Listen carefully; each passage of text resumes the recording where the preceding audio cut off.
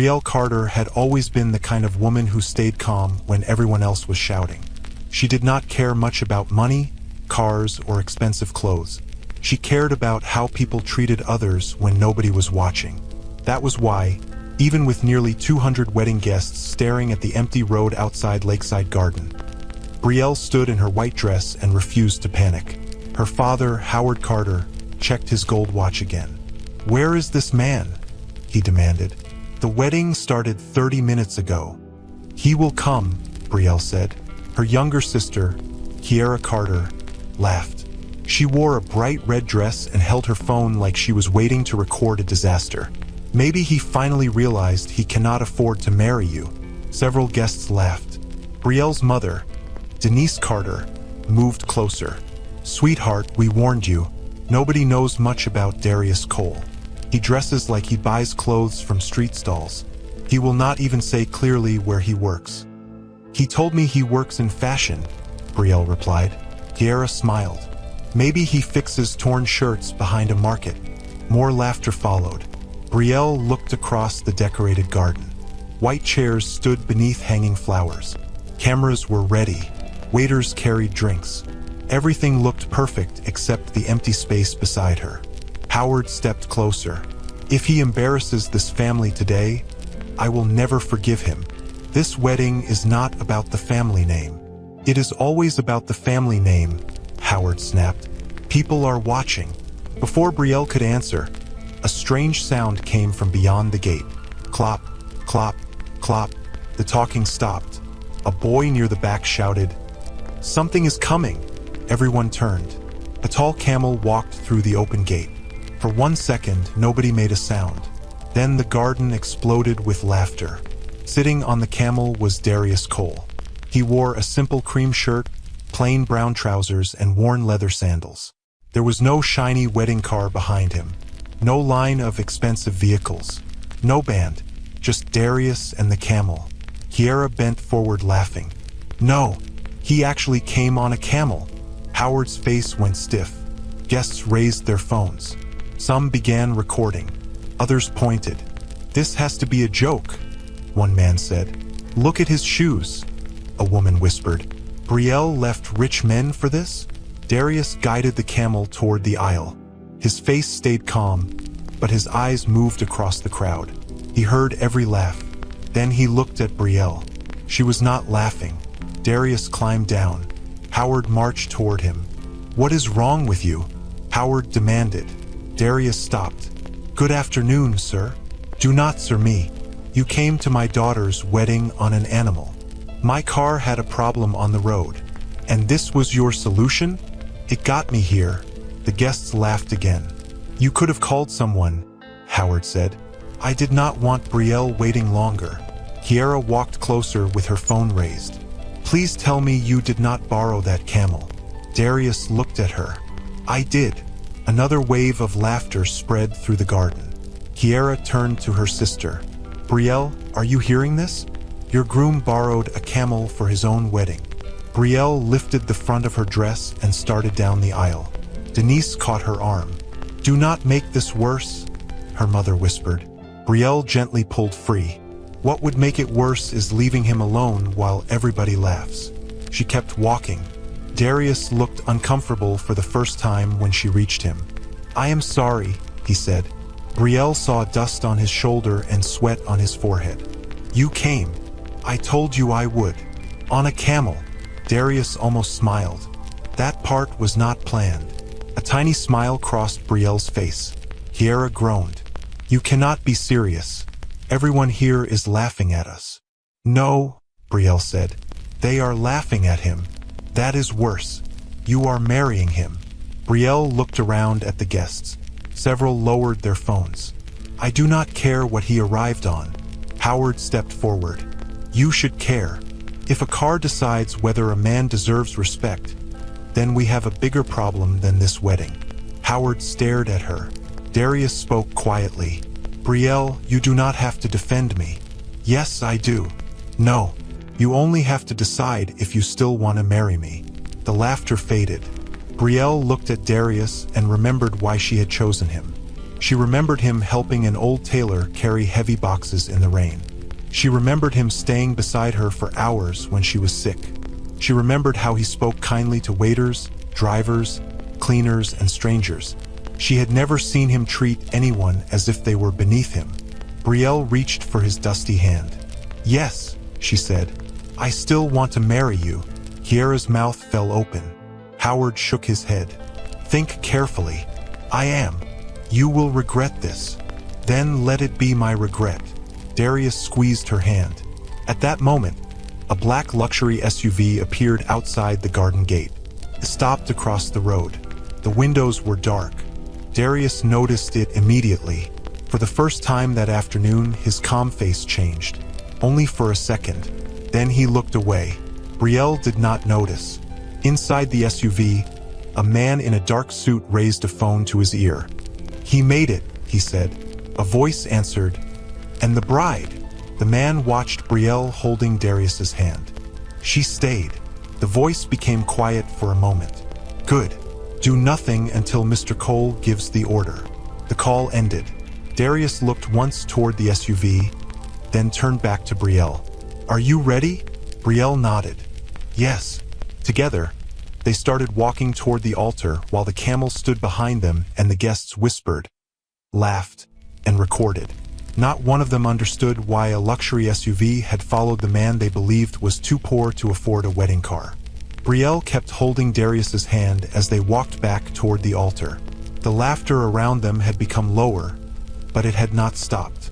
People were still whispering. Some guests were staring at the camel. Others were staring at Darius's dusty clothes as if he had walked into the wrong wedding. Darius leaned closer to Brielle. "You can still change your mind." Brielle looked at him. "Why do you keep saying that?" "Because this is not how your wedding day was supposed to look. It is still my wedding day. You planned something beautiful. And you came. On a camel." Brielle almost laughed again. "Yes, on a camel."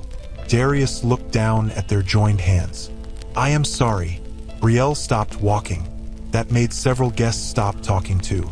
She turned to face him fully. "Darius, look at me." He did. "Did you choose for your car to stop working?" "No." "Did you choose to be late?" "No." "Did you come here?" "Yes." "Then stop saying sorry." Howard heard her and stepped forward from the front row. "This is not that simple." Brielle turned. "Dad, please." "No. I have stayed quiet long enough." "You have not been quiet for even 5 minutes." A few guests smiled, but Howard did not. He pointed toward Darius. "This man has turned your wedding into a joke." Darius's jaw tightened. "Sir, I never meant to embarrass anyone." Howard gave a cold laugh. "You did not have to mean it. Look around." Several people quickly lowered their phones. Howard continued, "People are recording this. By tonight, everyone will know what happened." Brielle stepped between them. "Then let them know." Howard stared at her. "You cannot mean that." "I do." Denise hurried over. "Brielle, please. Your father is angry." "I can see that. We only want what is best for you. Then trust me." Kiera walked closer, still holding her phone. "Trust you?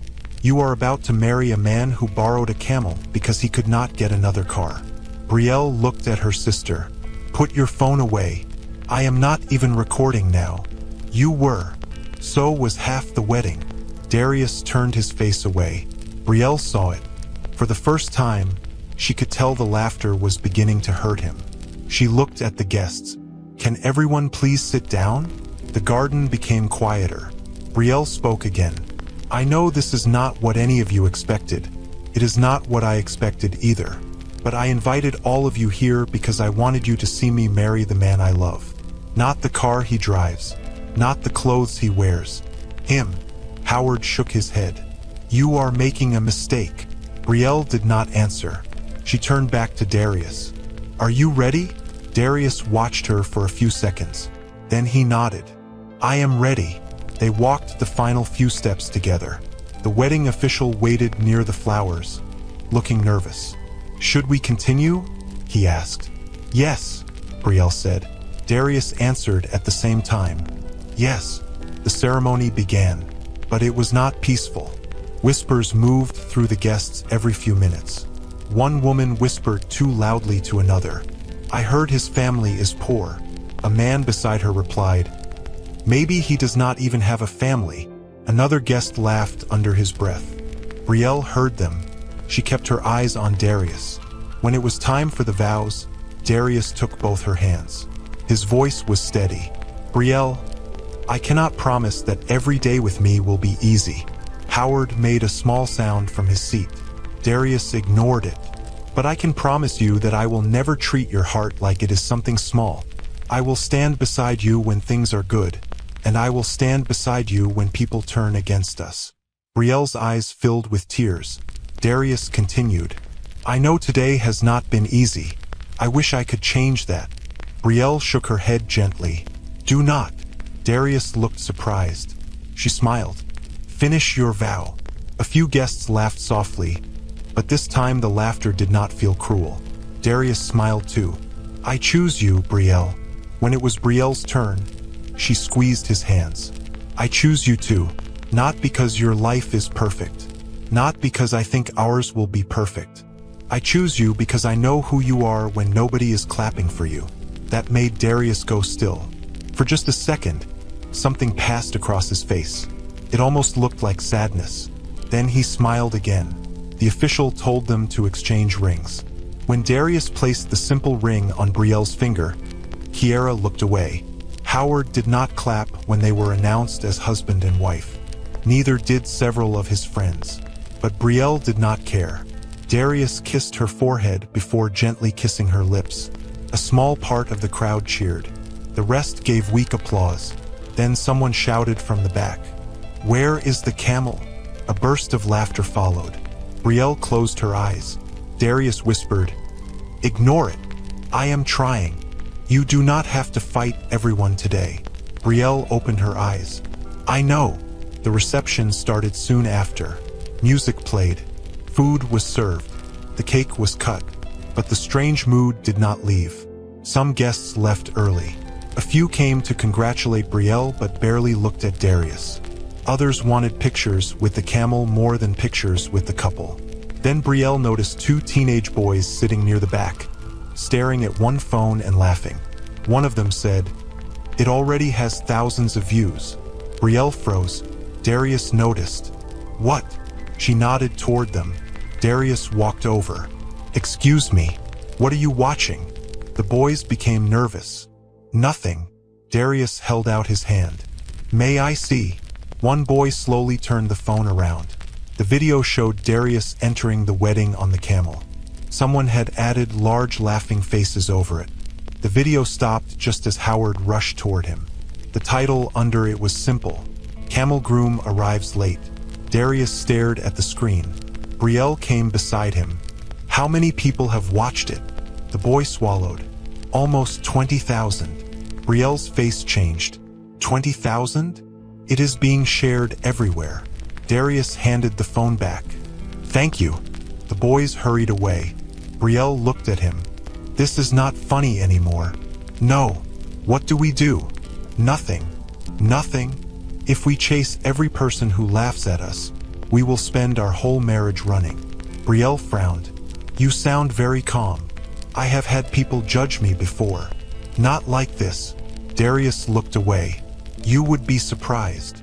Before Brielle could ask what he meant, Howard appeared again. He was carrying Brielle's small travel bag. "Come with me." Brielle stared at him. "What are you doing?" "Taking you home." "Dad, this madness has gone far enough." Darius stepped forward. "Mr. Carter." Howard raised a hand. "Do not speak." Brielle's face hardened. "Do not talk to my husband like that." Howard looked shocked by the word. "Husband?" "Yes, husband. You have been married for less than 2 hours. That still makes him my husband." Howard placed the bag down. "I am giving you one last chance. Come home with your mother and me. We can fix this before it becomes worse." "How?" "We will say you made a mistake." Darius looked at Brielle but said nothing. Howard continued. "We can deal with the papers quietly. In a few months, people will forget. Brielle stared at him. You want me to end my marriage today? I want you to save your life. My life does not need saving. You do not know that. And you do. I know what struggle looks like. Brielle pointed toward Darius. You do not even know him. I know enough. No, Dad. You know he came on a camel. That is all. Howard's voice rose. He has nothing. Darius finally spoke. You are right about one thing. Howard looked at him. Darius continued calmly. You do not know me. The words made Howard pause. For a second, Darius's voice did not sound like the voice of a man asking for approval. It sounded firm, certain, but Howard quickly recovered. I know what I see. Darius nodded. That is the problem. Howard stepped closer. What did you say? Brielle moved between them again. Enough. Denise hurried over and took Howard's arm. Please, not here. Howard pointed toward the road. Brielle, if you leave with him today, do not come crying to me next week. Denise gasped. Howard. Brielle's eyes filled with hurt, but she did not look away. I will not. Howard went silent. Brielle picked up her bag. Then she turned to Darius. Let's go home. Darius looked at her. Are you sure? Yes. The black SUV that had waited outside earlier was gone. Darius noticed that too. He said nothing. If you're enjoying this video so far, please consider subscribing to my small channel. My wife promised to make me a chocolate chip cookie if I hit 100,000 subscribers before the end of 2026. So it would mean the world to me. That's it, and thanks for listening this far. Now let's continue. Brielle and Darius left the garden without a wedding convoy. They took a taxi across town. Brielle sat close to the window while Darius watched her. You are quiet. I am thinking. About your father? About everything. Darius nodded. You can still stay with your family tonight. Brielle turned sharply. Are you trying to get rid of me? No. Then stop giving me ways to leave. That surprised him. Brielle continued. I chose this marriage. I am not going to run away because one day became difficult. Darius looked at her for a long moment. Then he said quietly, I do not deserve you. Brielle frowned. Do not say things like that. Why? Because they sound like you are hiding something terrible. Darius's expression changed. Only slightly. Brielle noticed. What was that? What? That look. I am tired. She kept staring. Darius. He reached for her hand. One day, I will explain everything about my life. Brielle pulled her hand back. What does that mean? It means there are things I have not told you yet. Her voice became lower. Things that could hurt me? No. Things that could make me regret marrying you? Darius answered slowly. I hope not. Brielle did not like that answer. Before she could continue, the taxi stopped. Darius looked outside. We are here. Brielle followed his eyes. They had arrived outside an old apartment building. The paint on the walls was faded. The gate leaned to one side. A single light burned above the entrance. Brielle stared at it. This is where you live? Yes. She stepped out of the taxi. Darius carried her bag upstairs. His apartment was small, very small. There was one bedroom, a tiny kitchen, an old couch, and a narrow table beside the window. Brielle walked slowly through the room. There were no expensive paintings, no television bigger than the wall, no hidden signs of money, just a few books, some clothes, and a sewing kit sitting beside a pile of fabric. Brielle touched the fabric. You really do not own much. Darius looked at her. No, she turned. Are you embarrassed? Not by this place. Then why do you look worried? Because you grew up differently. Brielle sat on the couch. I did. And now I am here. Darius sat beside her. You are not angry? I am tired. My feet hurt. My father threatened to disown me. Thousands of strangers are laughing at my wedding. Darius lowered his head. And my husband seems to have secrets. He looked at her. Brielle continued. So yes, I am angry about a few things. Darius nodded. That is fair. But I am still here. He smiled. Later that night, Brielle fell asleep in the bedroom. Darius waited until her breathing became slow. Then he quietly stepped into the small kitchen and closed the door.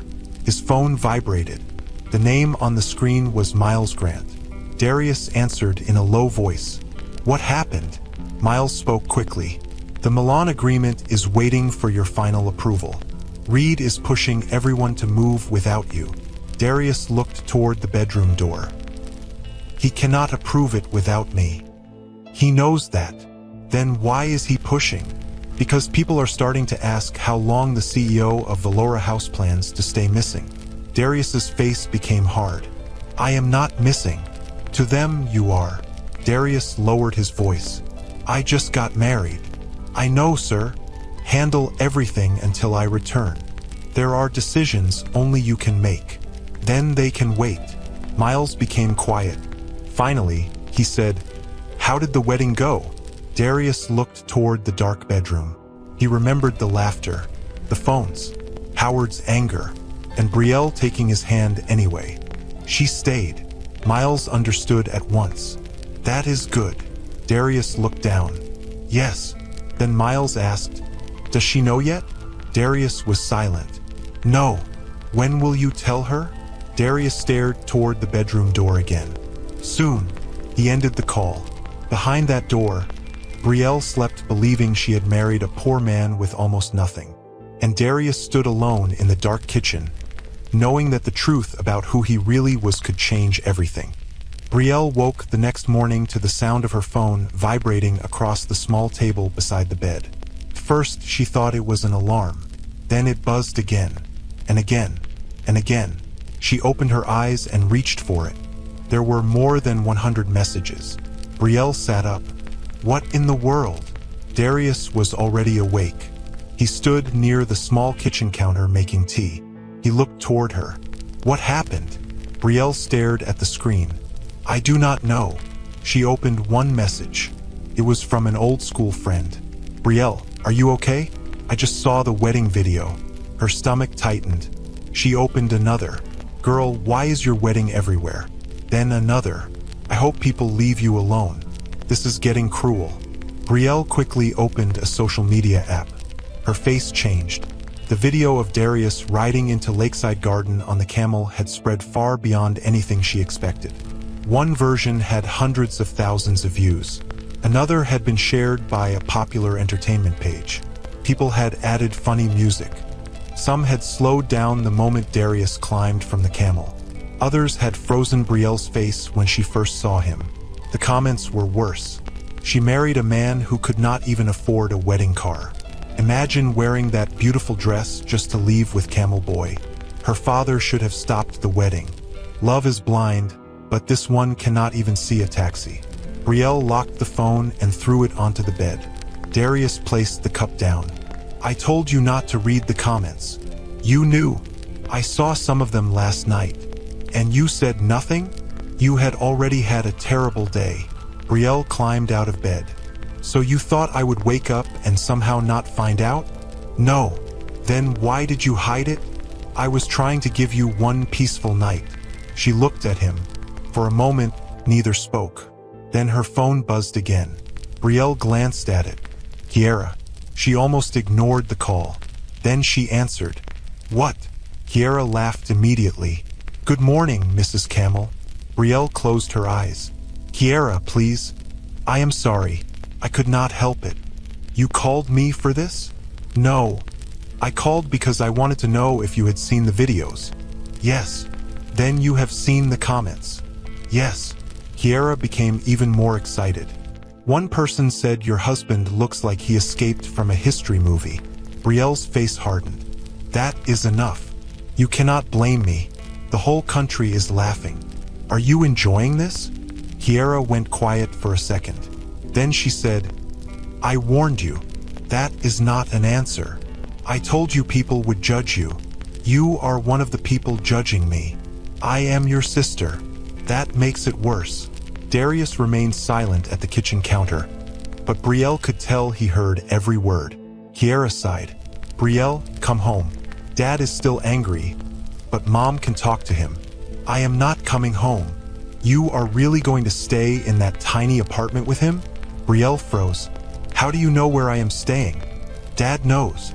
How? He asked around. Brielle shook her head. Of course he did. Kiera continued. You had a comfortable life. You had choices. Men with real jobs wanted you. Brielle looked at Darius.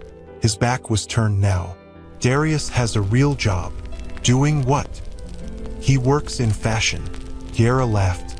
Then ask him what company. Brielle went silent. Kiera noticed. You still do not know? That is none of your business. Oh, Brielle. Goodbye, Kiera. Wait. Brielle ended the call. She stood there, angry and embarrassed. Darius slowly turned. You can ask me. Ask you what? Whatever you are thinking. Brielle crossed her arms. What company do you work for? Darius did not answer right away. That annoyed her more. See? This is what I mean. Why does every simple question become strange with you? I work with different parts of the fashion business. What does that even mean? It means I do several things. Like what? Darius walked closer. I understand production, clothes, fabric, design, business. That sounds like 5 answers and none of them tell me where you work. He smiled slightly. You are angry. Yes, I am. That is fair. Stop saying everything is fair. All right. Brielle sighed and sat on the old couch. I do not want to fight. Neither do I. I just need something in my life to feel normal. Darius sat beside her. Then we will make something normal. Brielle looked around the tiny apartment. How? We start the day. She almost laughed. That is your big plan? Yes. What do people with terrible viral wedding videos do after breakfast? They eat lunch. Brielle finally smiled. Darius smiled too. It was the first time that morning she felt like herself again. Later that day, Brielle went out alone. She needed air. She also needed something to do. Sitting inside the apartment and reading cruel comments would only make things worse. She walked through a busy shopping street and stopped in front of a small clothing shop. Several dresses hung near the entrance. They were simple but beautiful. Inside, a woman was arguing with a customer. I told you I can fix the sleeve, the woman said. The party is tonight, the customer replied. I know. You said the dress would be ready yesterday. I also said the machine broke yesterday. The customer shook her head. I cannot wear this. She threw the dress onto the counter and walked out. The woman behind the counter rubbed her forehead. Brielle stepped inside slowly. Bad day. The woman looked up. You have no idea. Then she stared harder at Brielle. Wait. Brielle knew that look. The woman pointed at her. You are the bride. Brielle sighed. Yes. The camel bride. Yes. The woman covered her mouth. Brielle raised an eyebrow. If you laugh, I am leaving. The woman quickly shook her head. No, I am sorry. I was not going to laugh. You were thinking about it. Maybe a little. Brielle turned toward the door. Wait. She stopped. The woman came around the counter. My name is Tessa Boone. Brielle Carter. I know. Of course you do. Tessa gave her a small smile. I did see the video. Brielle looked away. But I also saw you take his hand. Brielle looked back at her. Tessa continued. People are sharing the part with the camel because it is funny to them. I noticed the part where everyone was laughing and you still stood beside him. Brielle did not know what to say. Tessa pointed toward the damaged dress on the counter. Do you sew? A little. Do you understand sleeves? A little more than I understand sewing. Tessa laughed. That answer makes no sense. My mother used to have clothes made all the time. I learned by watching. Tessa lifted the dress. Then watch this disaster. Brielle walked closer. The sleeve had been cut badly near the shoulder. She touched the fabric. You can hide this. How? Do not fix the sleeve the old way. Tessa frowned. What would you do? Brielle folded part of the fabric and shaped it carefully. Make both shoulders look like this. Then it looks planned. Tessa stared. That could work. It will. You sound very sure. I have seen this mistake before. Tessa looked at her for a long moment. Then she handed Brielle a box of pins. "Help me." Brielle blinked. "Seriously? You wanted something to do? Did you not? How do you know that?" "Because nobody walks into a clothing shop in the middle of the afternoon looking this tired unless she is hiding from something." Brielle smiled. "Fine." For the next 2 hours, Brielle stayed. She helped Tessa adjust the dress. She carried fabric. She sorted buttons. When the customer returned, she stared at the changed sleeves. "This looks better than before." Tessa pointed at Brielle. "Her idea." The customer smiled. "You should hire her." After the woman left, Tessa looked at Brielle. "She is right." "About what?" "I need help." Brielle laughed. "I did not come here looking for a job. Maybe the job was looking for you." Brielle thought about the apartment. She thought about the comments. She thought about needing something that belonged to her. What would I do? Help around the shop. Talk to customers. Learn more sewing. Give me strange sleeve ideas. Brielle smiled. "When do I start?" "Tomorrow." That evening, Brielle returned home in a much better mood. Darius noticed immediately. "You look different." "I got a job." He raised his eyebrows. "A job? At a clothing shop?" Darius looked interested. "What kind?" "Small place. Dresses, repairs, custom work." "What is it called?" "Tessa's shop." Darius smiled. "You like it?" "I think so." Brielle sat at the little table. "There is something else." She pulled a folded piece of paper from her bag. On it was a rough drawing of a dress. Darius took the paper. He studied it quietly. Brielle became nervous. "It is just something I drew while Tessa was closing." Darius kept staring. "Why are you looking at it like that?" "Because it is good." "It is not." "It is. You are my husband. You have to say that." "No, I do not." Brielle laughed. Darius pointed at the drawing. "The waist is simple. The sleeves are strong. And this part here would move well if you used lighter fabric." Brielle frowned. "You sound like you know exactly what you were talking about." Darius looked up. "I told you, I work in fashion." Before she could question him again, his phone vibrated. He looked at the screen. His expression changed. "I need to take this." He stepped into the kitchen. Brielle looked down at her drawing again. Across the city, inside the high-glass offices of Valora House, Reed Lawson stood at the head of a long table. Several company directors sat around him. One woman said, "We cannot change the production deal without the CEO." Reed leaned forward. "The CEO is not here. That does not give you his power. It gives me a problem to solve." Another director shook his head. "This could cost hundreds of workers their jobs." Reed's face stayed cold. "That is business. The CEO would never approve this." Reed smiled. "Then perhaps it is fortunate that nobody knows when he is coming back." The room went silent. Back inside the small apartment, Darius listened to Miles through the phone. "Reed is moving faster," Miles warned. Darius looked through the kitchen doorway at Brielle, who was still studying her dress drawing. "Stop anything he tries to sign. We are trying. Trying is not enough." Miles lowered his voice. "He is starting to act like the company already belongs to him." Darius's face became hard. "It does not." Then he looked at Brielle again. She had picked up her pencil and was changing the shape of the sleeve. Darius spoke quietly. "Keep him away from anything he cannot undo. I will deal with Reed when the time comes." He ended the call and returned to the table. Brielle pushed the drawing toward him. "I changed it." Darius studied it. Then he smiled. "That is better." Brielle smiled too. For the first time since the wedding, she felt excited about something. She had no idea that while people online laughed at her for marrying a poor man, trouble was growing inside one of the largest fashion companies in the country. And the man sitting beside her knew far more about that company than she could ever imagine.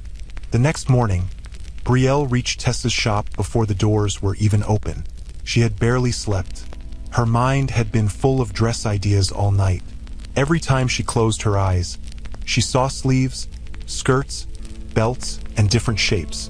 She had never thought of herself as a designer before, But after Darius studied her drawing so seriously, something inside her had changed. Tessa was unlocking the door when Brielle arrived. She looked at her and blinked. "You are early." Brielle smiled. "You said I start today." "Yes, but I did not mean before the sun gets tired." Brielle laughed. "I could not sleep." Tessa pushed the door open. "Please tell me you were not reading comments about your wedding again."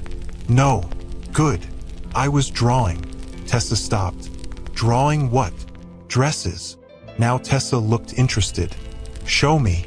Brielle opened her bag and pulled out several folded sheets. Tessa looked through them one by one. Her smile slowly disappeared.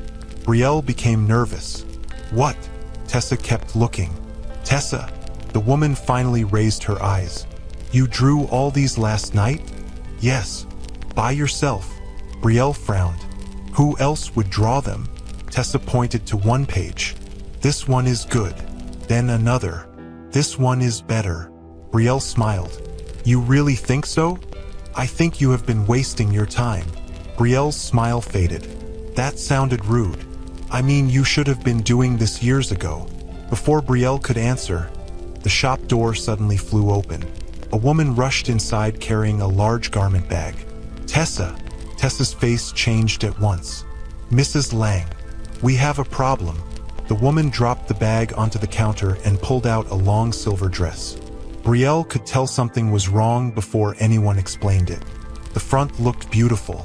The back was ruined. A long tear ran down one side, and part of the waist had been cut too short. Tessa stared at it. "What happened?" "My assistant tried to fix the zipper." "By attacking the whole dress?" Mrs. Lang pressed both hands against her face. "The event is tonight." Tessa looked at the clock. "Tonight? At 7. You said next week." The date changed. Tessa stared at her. "You are telling me this now?" "I found out this morning." Tessa grabbed the dress and turned it around. "This cannot be repaired the normal way." Mrs. Lang's eyes widened. "What do you mean?" "I mean whoever touched this removed too much fabric. So fix it another way. I cannot grow new fabric out of the table." "Tessa, please. I am being serious." Mrs. Lang lowered her voice. "This client is important." Tessa looked at her. "How important?" Mrs. Lang swallowed. "If she hates this dress, she will never order from me again." Tessa shook her head. "You should have brought it sooner." "I know. Do you?" "Yes." Mrs. Lang looked close to tears. "Please, I am begging you." Brielle had been studying the dress quietly. She stepped closer. "What if you stop trying to hide the damage?" Tessa turned. "What?" Brielle touched the torn area. "What if you make it part of the design?" Mrs. Lang looked at her. "Who is she?" "My new helper," Tessa said. Mrs. Lang stared at Brielle. "The Camel Bride?"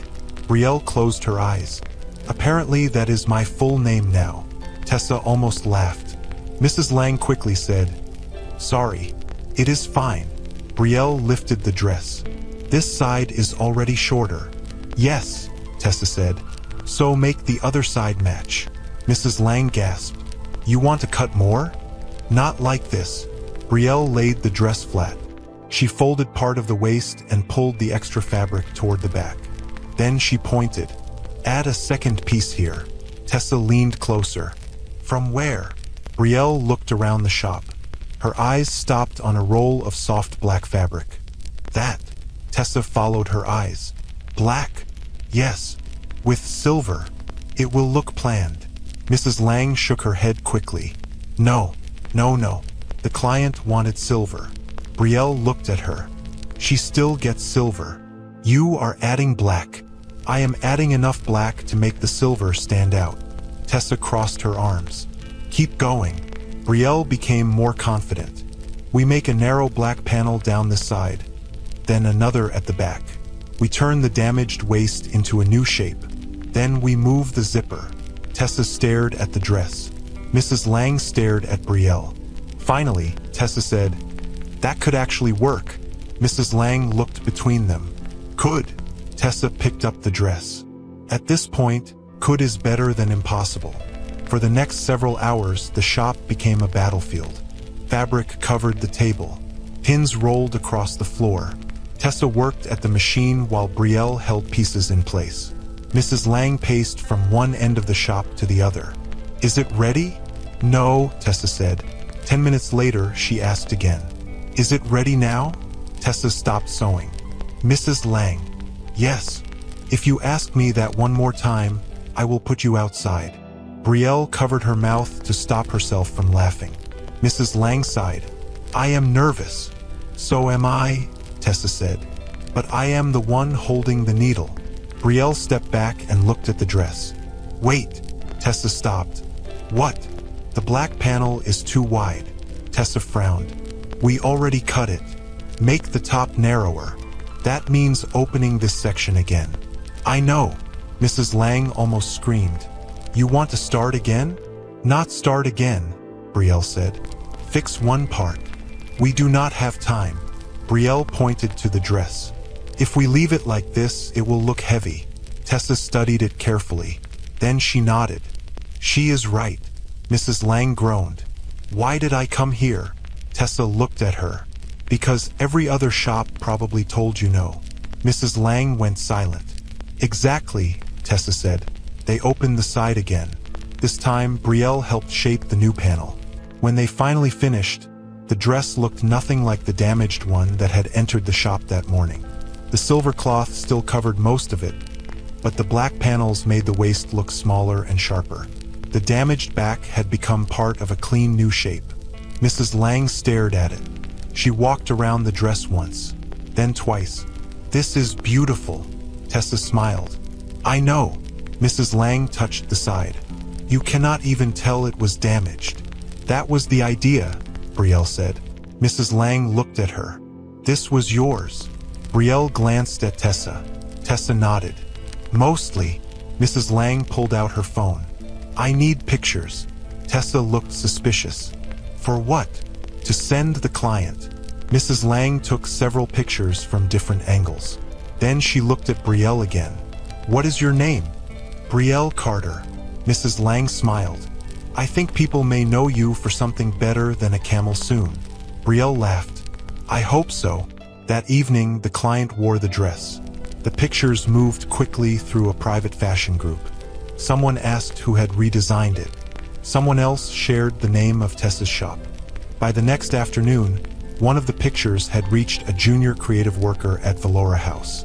The image was passed to another worker, then to a manager, then to someone on the team running a new design program. Back at the shop, Brielle knew none of this. She was folding fabric when Tessa walked out of the office holding an envelope. Her face looked strange. Brielle frowned. "What happened?" Tessa said nothing. She handed her the envelope. Brielle opened it. She read the first line. Then she stopped. "Tessa." "Yes." "This says Valora House." "Yes." Brielle looked at her. "Valora House?" "The same one." Brielle read further. Her hands started shaking.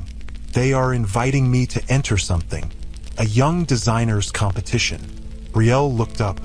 "But I am not a designer." Tessa pointed toward the work table. "You changed a ruined dress into something people are talking about. That was one dress. And what if I embarrass myself? You survived a wedding with a camel." Brielle laughed. "That cannot be your answer to everything." "It is a very useful answer." Brielle read the letter again. "They want sketches." "Then send sketches." "I do not know if I am good enough." Tessa leaned closer. "You will never know if you hide." Brielle took the letter home that evening. Darius was sitting at the table when she entered. He looked up. "You are smiling. I might have a reason."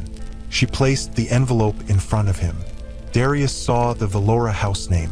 For half a second, his eyes changed. Brielle did not notice. "Read it," she said. He opened the letter. He read everything slowly. Then he looked at her. "You should enter." "That fast?" "Yes." "You did not even think." "I do not need to." Brielle sat across from him. "What if I fail?" "Then you fail after trying." "That is not comforting." Darius smiled. "All right, what if you win?" Brielle rolled her eyes. "You sound very sure of me." I have seen your work. You have seen drawings on paper. I have also seen how your mind works. Brielle became quiet. Then she asked, "Do you know anyone at Valora House?" Darius leaned back slightly. "I know people in fashion." That was not my question. His phone rang before she could push further. Darius glanced at the screen. Miles. He did not answer. Instead, he turned the phone face down. Brielle noticed. "Work? Yes. You can answer. It can wait." Brielle picked up the letter. "I think I will enter." Darius smiled. "Good." Across town, Kiera learned about the invitation before Brielle told her. She called that same night. "So now you are trying to become a fashion star?" Brielle sighed. "Hello to you too. I heard about Valora House." "From who?" "People talk. People need hobbies." Kiera laughed. "You really think you can compete there?" "I do not know." "Then why try?" "Because I want to." Kiera paused. Then her voice became sharper. "Is this because your husband cannot support you?" Brielle's face changed. "What? You married a poor man. So now you have to build a career fast. That has nothing to do with it." "Of course it does." "Kiera, you could have had an easy life.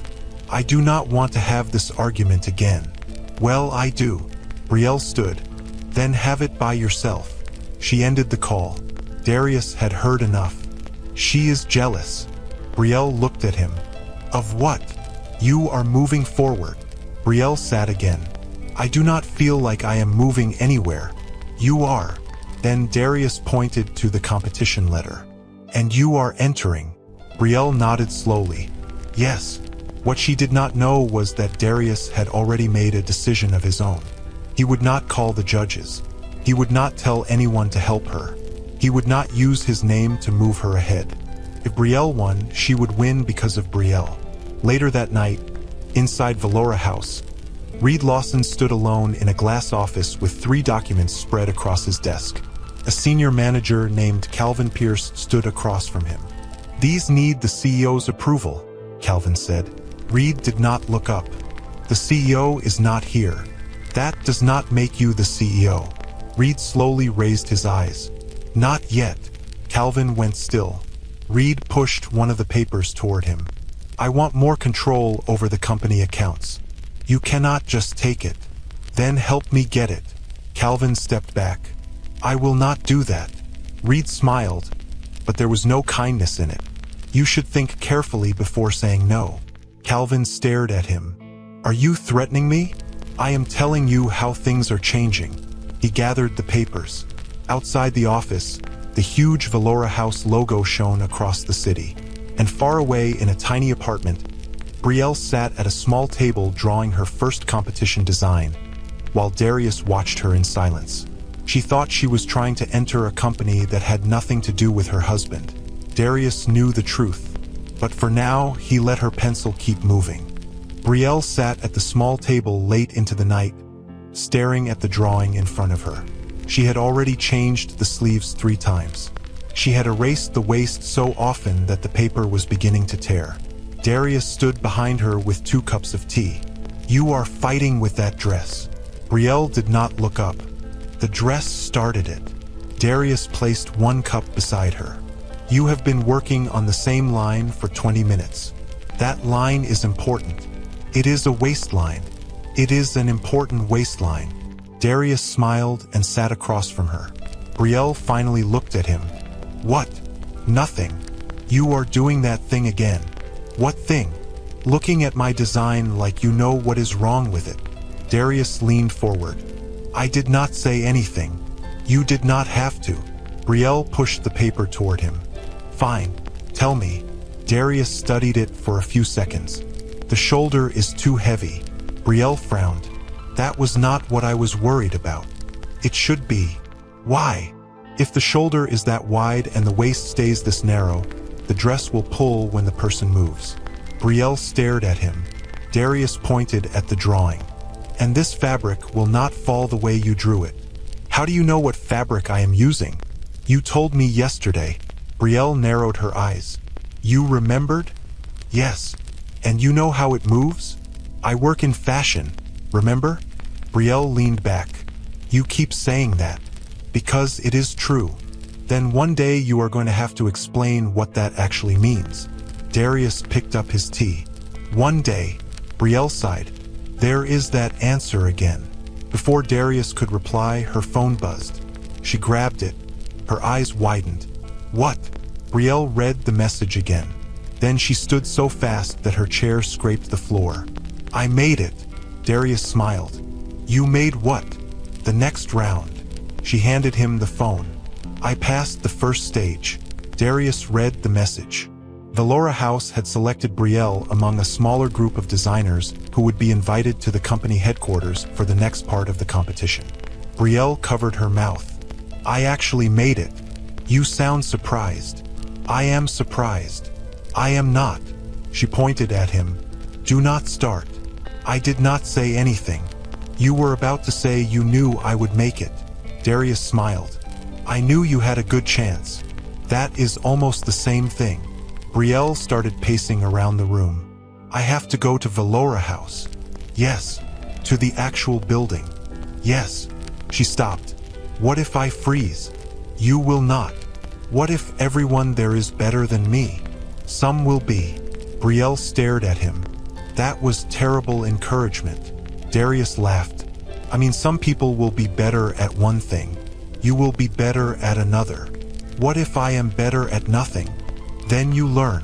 Brielle became quiet. Darius placed the phone on the table. You do not have to walk into that building as the best designer in the country. You only have to walk in as yourself. Brielle looked at him. That sounded almost wise. Almost. Do not get proud. 2 days later, Brielle stood outside the tall glass headquarters of Valora House. She looked up until her neck hurt. The building seemed to reach into the sky. Large silver letters marked the entrance. People in expensive clothes moved through the doors carrying tablets, garment bags, and folders. Brielle suddenly felt very small. Tessa stood beside her. Stop looking scared. I am not scared. You are holding your bag like someone is trying to steal it. Brielle looked down. She was gripping it with both hands. She slowly relaxed. All right, I am a little scared. Tessa smiled. That is better. They entered. The lobby was even more impressive than the outside. Mannequins stood under bright lights wearing clothes Brielle had only seen in magazines. Pictures from famous fashion shows covered the walls. Workers moved quickly in every direction. A woman at the front desk checked Brielle's invitation. Competition entrants are on the 4th floor. Thank you, Brielle said. As they walked toward the elevators, a man carrying several garment bags came around the corner. He almost ran into Brielle. Sorry. Then he looked at her invitation badge. You are here for the competition? Yes. Good luck. Thank you. He started walking away. Then another worker called to him. Did Mr. Cole approve the new fabric samples? The man stopped. Brielle stopped too. Mr. Cole. Her eyes moved toward the workers. The first man lowered his voice. I do not know. The production team needs an answer. I said I do not know. Another woman joined them. We cannot move anything without Cole's final word. Brielle frowned. Tessa noticed. What? Nothing. But Brielle kept listening. The woman sounded nervous. If Cole comes back and sees what Reed has been doing, there is going to be trouble. The elevator doors opened. Tessa stepped inside. Brielle. Brielle followed her. As the doors closed, she looked back at the workers. Tessa pressed the button. You looked like you knew them. I do not. Then what? They said Cole. Tessa shrugged. That is a common name. My husband's name is Cole. Tessa stared at her. Do not start building mysteries in your head. I am not. You are. Brielle laughed. Fine. Maybe I am. On the 4th floor, the competition quickly pushed everything else out of her mind. She entered a large workroom with about 30 other young designers. Each person had a table. Each table had fabric, scissors, pins, pencils, and drawing tools. A tall woman stood at the front. Welcome to the 2nd stage. The room became silent. You will have 2 hours to create a new design from the materials provided. You are not expected to finish a full dress. We want to see your idea, your choices, and how you solve problems. Brielle swallowed. The woman continued. You may begin. The room exploded into movement. People grabbed fabric. Scissors opened and closed. Pencils raced across paper. Brielle stared at the materials in front of her. For the first minute, she did nothing. Her mind went blank. Then she remembered Darius. You do not have to walk in as the best designer. You only have to walk in as yourself. She slowly picked up a pencil. An idea came, then another. She began drawing. An hour later, one of the judges stopped beside her table. He studied her work. You are Brielle Carter. Yes, the silver dress redesign. Brielle nodded. That was me. You took a damaged piece and made the damaged part of the design. Yes. Why? Because there was no time to pretend the damage had never happened. The judge looked at her. Brielle worried she had said something wrong. Then he smiled. Interesting. He moved on. Brielle released the breath she had been holding. By the end of the session, her hands were shaking. But she had finished. As she and Tessa left the room, they passed another hallway. Two men stood near a glass office. One of them held a folder. I am telling you, the Milan team needs approval. The other man shook his head. Not without Mr. Cole. There was that name again. Brielle slowed down. The first man noticed her listening and quickly lowered his voice. Tessa pulled gently on her arm. Come on. Brielle followed. That evening, she returned to the apartment and found Darius cooking. She dropped her bag on the couch. I survived. Darius looked over his shoulder. I told you that you would. You were not there. No. So how do you know? Because you came home. Brielle smiled. Then she sat at the table. Something strange happened. Darius kept stirring the food. What? People at Valora House kept saying your last name. His hand stopped. Only for a second. Then he continued. My last name. Cole. Darius turned. Cole is not exactly rare. That is what Tessa said. Then Tessa is sensible. Brielle narrowed her eyes. You both sound suspicious now. Darius laughed. What were they saying? That some Mr. Cole has to approve things. Darius reached for a plate. Companies have managers. They sounded afraid of him. Maybe he is not friendly. They also said if he comes back, someone called Reed will be in trouble. Darius's face changed again. This time Brielle noticed. You know Reed? No. You reacted. I did not. You did. Darius placed the plate down. You spent all day nervous. You are reading too much into things. Brielle stared at him. Maybe he was right. But before she could answer, Darius's phone buzzed. He looked at the screen. Miles, I need to take this. Brielle crossed her arms. Of course you do. Darius stepped into the hall outside the apartment. The moment he closed the door, his voice changed. What happened? Miles answered quickly. Reed is preparing the factory deal. Darius's face hardened. I told you to stop him. We blocked the first papers. He found another way. What way? He wants to move production to cheaper factories outside the country. Darius went silent. Miles continued. If he gets enough directors behind him, hundreds of workers here could lose their jobs. No, that is not all. Darius gripped the phone tighter. What else? He has been telling people the company needs new leadership because you have been gone too long. Darius looked through the apartment window. Inside, Brielle was sitting at the little table, studying her competition notes. He wants my chair.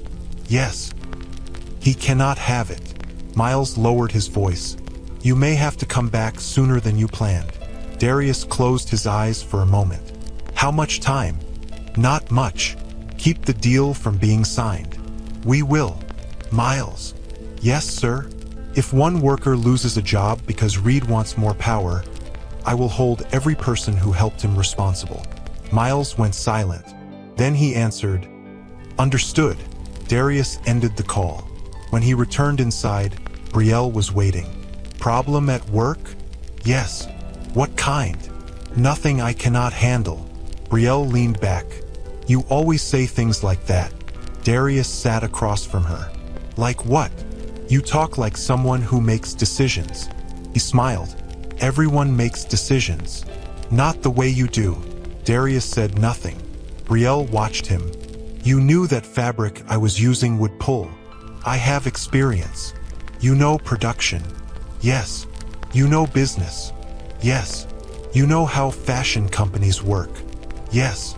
And whenever I ask exactly what you do, you disappear behind some strange answer. Darius looked at her carefully. Brielle. No, I am serious. She leaned closer. What exactly have you been doing all these years? Darius did not answer at once. Brielle searched his face. For the first time, the small apartment around them seemed full of questions. She had married a man she believed lived a simple life. Yet the more time she spent with Darius, the less simple he seemed. Brielle kept staring at Darius across the little table. What exactly have you been doing all these years? Darius did not answer at once. He looked down at his hands, then back at her. I told you, I have worked in different parts of fashion. That is not an answer. It is part of the answer. Brielle leaned back. Why does everything with you have to come in parts? Darius gave a tired smile. Because some things are hard to explain. No, some things are hard to hide. His smile disappeared. Brielle watched him closely. She wanted to keep pushing, but her phone began ringing on the table. She looked at the screen. Mom. Brielle sighed and answered. Hello. Denise's voice came quickly. Before you say no, listen to me. That is not a good beginning. Your father is having a family celebration on Saturday. I know. He wants you there. Brielle almost laughed. Dad wants me there? Denise became quiet. Well, I want you there. That sounds more believable. Brielle, please. Will Darius be welcome? There was another pause. Brielle's face hardened. Mom. Yes. Yes, what? He can come. Can he come? Or is he welcome? Denise sighed. Your father is trying. No, he is not. Please do not start another fight. I am not starting anything. Darius watched her from across the table. Denise lowered her voice. I miss you. That softened Brielle. She looked away. I miss you too. Then come. Brielle was silent for a few seconds. All right. Denise sounded relieved. Thank you. But Darius comes with me. Yes. And nobody insults him. I will talk to your father. That is not a promise. It is the best I can give you. Brielle ended the call. Darius raised an eyebrow. Family event? Yes. That sounded dangerous. It probably will be. You do not have to take me. Brielle gave him a look. Did we not discuss this? I am only saying. Stop giving me ways to leave you behind. Darius nodded. All right. Saturday arrived too quickly. Howard's house was already full of expensive cars when Brielle and Darius arrived in a taxi. Brielle noticed Darius looking at the line of vehicles. Do not. He looked at her. Do not what? Start thinking about the Camel. I was not. You were. Darius smiled. Maybe a little. Brielle laughed despite herself. They entered together. The large living room was filled with relatives, family friends, food, and music. People turned when they saw them. The talking became lower. Brielle felt Darius's hand tighten around hers. Then Kiara appeared. She wore a bright blue dress and held the arm of a tall man in a fitted black suit. Look who came. Brielle forced a smile. Hello, Kiara. Kiara looked Darius up and down. No Camel today? Brielle's smile vanished. Do not start. I asked a question. Darius spoke calmly. We took a taxi. Kiara's boyfriend laughed. At least that is an improvement. Brielle turned toward him. And you are? Kiara quickly smiled. This is Marcus Bell. Marcus held out his hand. Nice to meet you. Brielle shook it. Then Marcus looked at Darius. So you are the famous groom. Darius shook his hand. I suppose I am. Marcus laughed. That video was everywhere. I noticed. Kiara added, People still send it to me. Brielle stepped closer. Why do you keep watching it? Kiera shrugged. It is funny. To you. Howard entered before the argument could grow. He looked at Brielle first, then Darius. You came. Brielle nodded. Mom invited us. Howard's eyes moved to Darius's simple gray shirt and dark trousers. You could have dressed better. Brielle immediately turned. Dad. Darius touched her arm. It is fine. No, it is not. Howard shook his head. Everything becomes a fight with you now. No. Everything becomes a fight when you insult my husband. Several guests had started listening. Howard noticed. He forced a smile. This is a family celebration. We will not argue. Good. Kiera walked toward a table where gift bags had been placed. She returned holding a white envelope. Actually, I have something for Darius. Darius frowned. For me? Yes. She handed it to him. Brielle looked suspicious. What is that? Let him open it. Darius opened the envelope. Inside was a thick stack of money. The room became quiet. Darius looked at Kiera. What is this? A gift. For what? Kiera smiled. A proper suit. Brielle's face went red. Kiera. What? Darius slowly placed the money back inside the envelope. Kiera continued. You are married into this family now. You cannot keep dressing like someone who wandered in from the street. Marcus covered a laugh with his hand. Brielle stepped forward. You planned this. Kiera rolled her eyes. It is just money. No, it is an insult. Darius handed the envelope back. Thank you, but I do not need it. Kiera stared at him. You should take it. I said no. Why? Pride. Darius's voice stayed calm. I have clothes. Kiera laughed. That is not the same as having good clothes. Some relatives smiled. Darius did not. I am comfortable with what I wear. Kiera pushed the envelope toward him again. Take it. No. Do not act like you are too good for help. Brielle snatched the envelope from Kiera's hand and placed it on the table. He said no. Howard walked closer. Brielle, stop making a scene. She turned to him in disbelief. I am making a scene? Kiera offered a gift. She tried to embarrass him. Howard lowered his voice. Maybe he should accept help when it is offered. Darius looked at him. Mr. Carter, I appreciate the concern. Howard gave him a cold look. Do you? Yes. Then perhaps you should start thinking about what kind of life you are giving my daughter. The room went quiet again.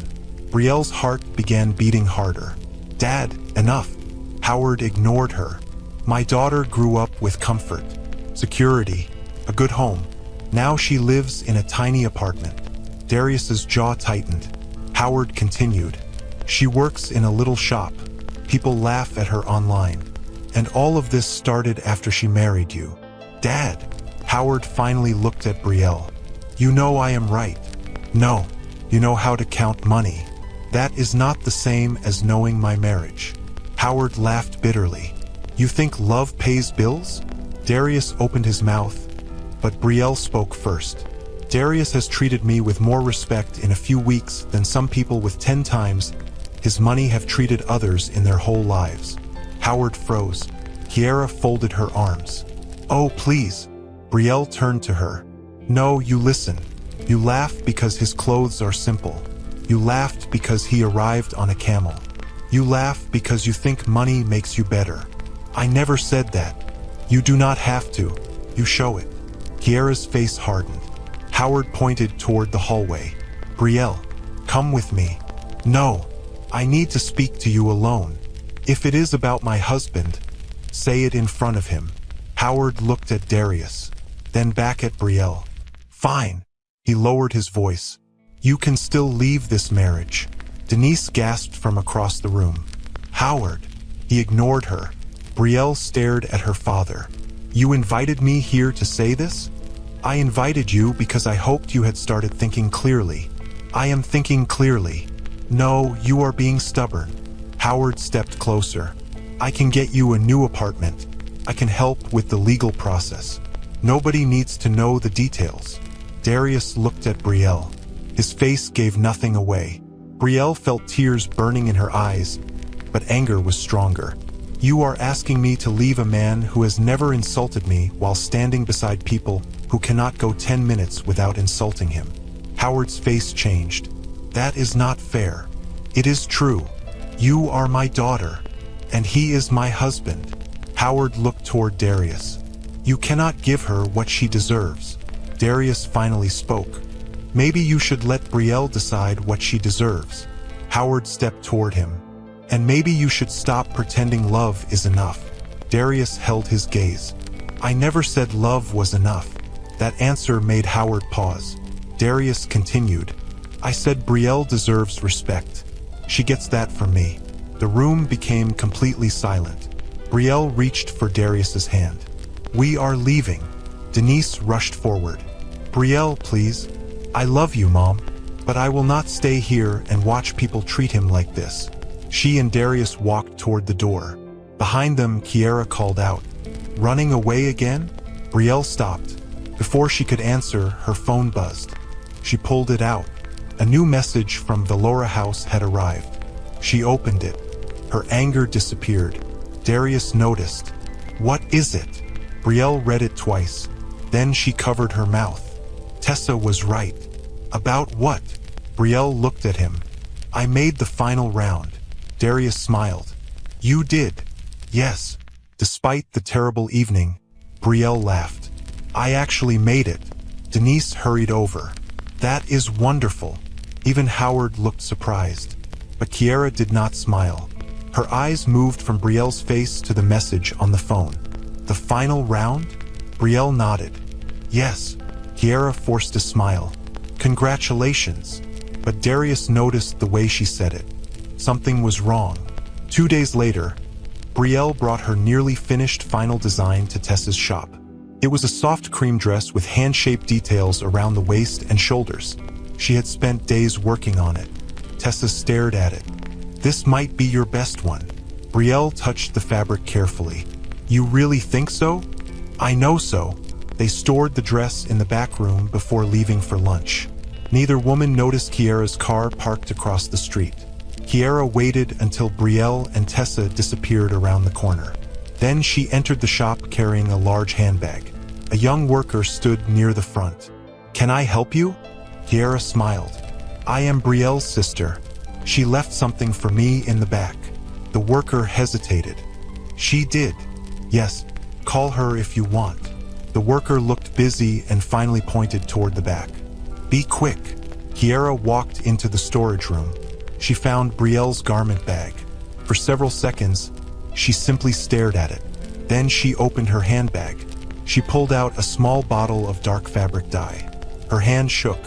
This competition has made you think you are better than everyone, she whispered. She opened the garment bag. A few minutes later, she walked out as calmly as she had entered. That evening, Darius came to collect Brielle from the shop. Brielle was still speaking to Tessa near the counter. Darius walked toward the back room to get Brielle's bag. That was when he noticed something on the floor. A small silver cap. He picked it up. Then he saw a faint dark mark near the bottom of the garment bag. His face changed. Darius opened the bag just enough to see inside. A dark stain had spread across part of Brielle's cream fabric. He closed it again. Then his eyes moved to the security camera above the back door. Tessa, he called calmly. She came toward him. What? Does that camera work? Yes. Can I see something from earlier today? Tessa frowned. Why? Darius held up the silver cap. I think someone came back here. Minutes later, they watched the recording. Kiera appeared on the screen. Tessa gasped. Oh my goodness. Darius stared at the image. His face became hard. She did this. Tessa turned toward the front of the shop. We need to tell Brielle now. Darius caught her arm gently. No. Tessa stared at him. What do you mean, no? Darius looked toward Brielle. She was sitting at the front table, happily working on a new sketch. This is her competition. Her sister ruined her dress. I know. She has to know. She will. When? Darius looked back at the damaged garment bag. When she sees the problem, Let her decide what to do first. Tessa shook her head. That is cruel. No. Stepping in and fixing everything for her would be cruel. He placed the silver cap on the table. Brielle needs to know that when something is damaged, she can still find her own answer. Tessa looked at him strangely. You really believe she can save that dress? Darius looked toward his wife. Yes. He had seen Brielle turn one ruined dress into something beautiful before. Now her own design was waiting for her behind a closed door. And this time, the person who had damaged it was her own sister. Brielle found the ruined dress less than an hour before she was supposed to leave for the final stage of the Valora House competition. For a few seconds, she could not even speak. She stood in the back room of Tessa's shop with the garment bag open in front of her. A large dark stain spread across the cream fabric from the waist down. Her hands started shaking. No. Tessa stood behind her. Brielle. No. Brielle pulled the dress out. The stain was worse than she first thought. It had soaked through several layers. No, no, no. She grabbed a wet cloth and started rubbing. Tessa caught her hand. Stop. Let me try. You will spread it. I cannot take this to the competition. I know. Brielle turned sharply. You knew. Tessa froze. Darius was standing near the doorway. Brielle looked from Tessa to him. What is going on? Neither answered quickly enough. Brielle's eyes narrowed. You both knew. Darius stepped forward. We found the damage yesterday. Brielle stared at him. Yesterday? Yes. And you said nothing? I wanted you to see it yourself and decide what to do.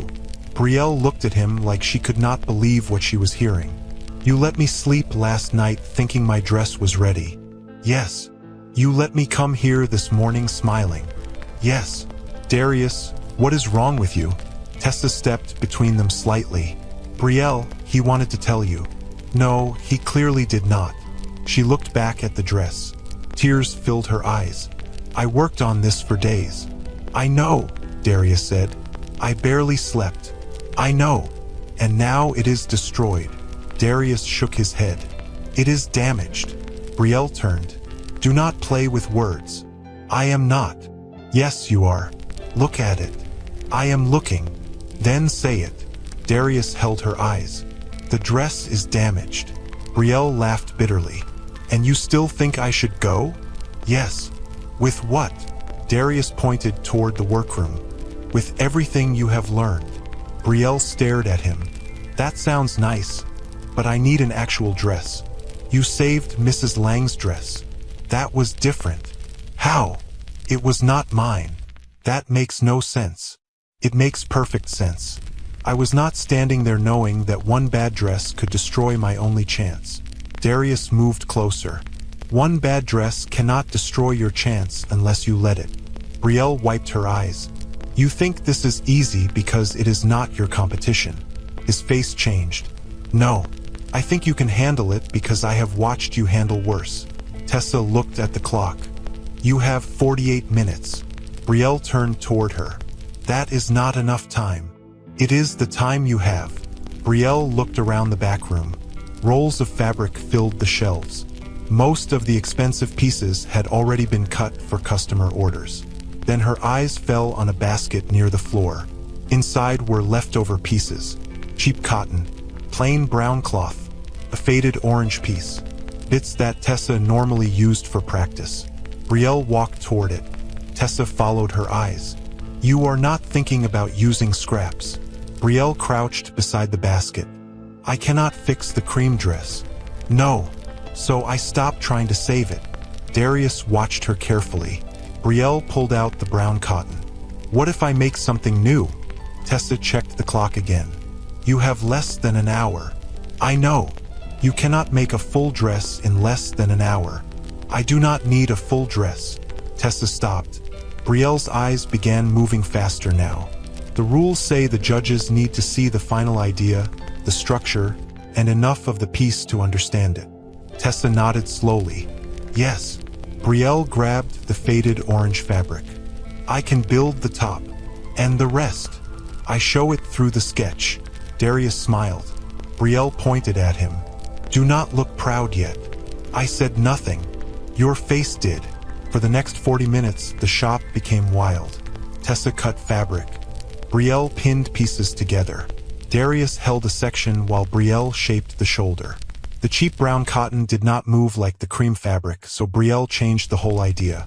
She made the top stronger, less soft, more simple. She added one thin orange line across the waist.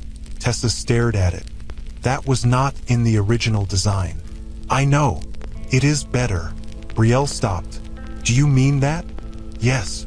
Darius nodded. It gives the whole thing a clear shape. Brielle looked at him. You agree? Yes. Then I am worried. Darius laughed. You have 22 minutes, Tessa shouted. Brielle grabbed the sketch and changed the bottom of the dress. Instead of a wide skirt, she made it clean and straight. Then she drew the orange detail running down one side. She stepped back. The design was nothing like the one Kiara had ruined. It was simpler, stronger, and somehow more like Brielle. Tessa looked at the clock. Go! Brielle grabbed the half-made piece. Darius picked up her bag. They ran outside. During the taxi ride, Brielle barely spoke. She kept staring at the dress form on her lap. Darius sat beside her. You are thinking too much. I am trying to decide whether I am brave or foolish. Sometimes they look the same at first. Brielle looked at him. Did you practice that line? No. It sounded practiced. He smiled. They reached Valora House with 6 minutes left. Brielle jumped from the taxi and ran through the doors. Darius followed only far enough to make sure she entered. She stopped and turned. You are not coming? This part is yours. Brielle swallowed. What if I fail? Then come home. And we eat dinner. She stared at him. That is all. That is all. Brielle smiled. Then she ran toward the elevators. Inside the final presentation room, 10 designers waited. Several had full dresses on mannequins. Beautiful dresses. Perfect dresses. Brielle looked at her half-finished piece and felt her stomach drop. One competitor whispered to another. She brought that. Brielle heard it. She almost turned around. Then the judges entered. Each designer was called forward one by one. When Brielle's name came, she carried her mannequin to the front. A judge frowned. This is unfinished. Yes. Why? Brielle took a breath. My original dress was damaged. Another judge looked up. When? This morning. You could have withdrawn. I thought about it. Why did you not? Brielle looked at the plain brown fabric. Because I realized I was spending too much time trying to save the dress I had planned instead of making something with what I still had. The room became quiet. She turned the mannequin. This fabric is cheap. It was sitting in a scrap basket. But once I stopped wishing it was something else, I started seeing what it could do. One judge leaned forward. And the orange line? That came from another leftover piece. Why place it there? Because the brown was too heavy by itself. The orange gives the eye somewhere to go. The judge nodded. Brielle showed them her new sketch. This is how I would finish the full piece. The judges studied it for a long time. Finally, one woman smiled. You changed the entire design in less than an hour? Yes. Interesting. Brielle left the front table without knowing whether interesting was good or terrible. But when the judging ended, 2 of the judges came back to examine her work again. That was enough to make her heart pound. Across the building, Reed Lawson had a different kind of meeting. He stood in a private boardroom with several directors. A stack of papers sat in front of him. Calvin Pierce looked furious. You cannot announce this deal. Reed did not even look at him.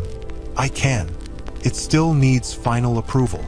We have enough internal support. Not CEO approval. Reed finally looked up. The CEO has been gone too long. That does not remove his authority. Reed pushed the papers across the table. We announced the new production deal at the fashion event. Calvin stared at him. You are trying to force it through in public. Yes. If the workers hear about this before it is approved, there will be panic. Reed leaned back. Then perhaps they should learn to accept change. Calvin lowered his voice. And what happens when Mr. Cole returns? Reed smiled. Maybe by then, it will be too late. That same afternoon, Miles called Darius. Darius stepped away from Tessa's shop before answering. What now? Miles did not waste time. He is announcing the deal at the event. Darius's face hardened. He cannot. He plans to block the announcement. We tried. And he controls the event schedule. Darius looked across the road. Brielle was inside the shop with Tessa, laughing as they examined her competition piece. Miles continued. This is too serious now. Darius said nothing. You have to come back. I know. The event is tomorrow night. I know. If Reed goes on that stage and tells the press the deal is done, reversing it will become a disaster. Darius's voice became cold. He is not getting that far. So you are coming? Yes. Miles released a breath. Good. Darius ended the call. That evening, Brielle sat beside him at the little table. She had received a message saying the final competition results would be announced during Valora House's major fashion event. She was nervous. Darius was even quieter than usual. Brielle noticed. You have been strange all evening. I need to go to the Valora event tomorrow. She looked surprised. You? Yes. For work? Yes. Brielle smiled. So I was right.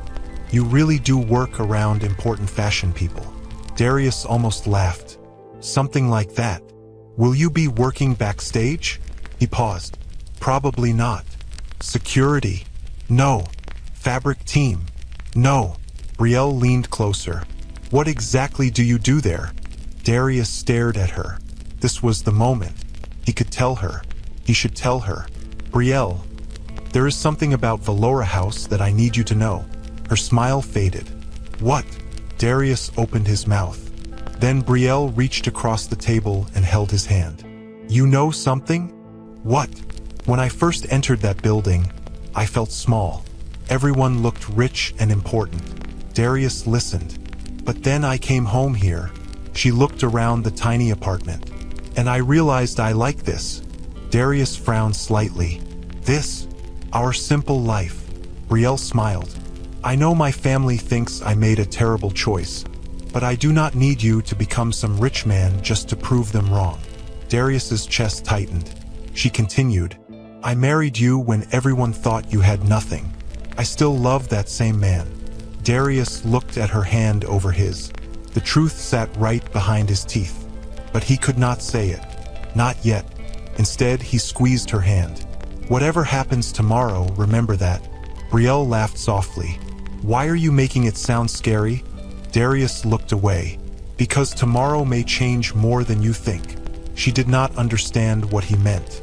And Darius did not explain. Because the next evening, both of them would walk into Valora House. But only one of them knew that the man everyone had been waiting for was finally coming back. The next evening, Brielle stood outside Valora House beside Darius and stared at the long line of black cars stopping at the entrance. Cameras flashed everywhere. Reporters stood behind ropes. Men in dark suits moved through the crowd with small earpieces. Brielle looked down at her simple cream dress. I suddenly feel underdressed. Darius looked at her. You look fine. Fine. You look beautiful. Brielle smiled. That was better. Darius was dressed simply too, but not like he usually dressed at home. He wore a dark suit that fit him perfectly. There was no expensive watch on his wrist and no gold around his neck. But something about him looked different. Brielle noticed it. You clean up very well. Darius smiled. So do you. She touched his jacket. Where did you get this suit? Darius hesitated. I have had it for a while. Brielle gave him a suspicious look. You keep surprising me.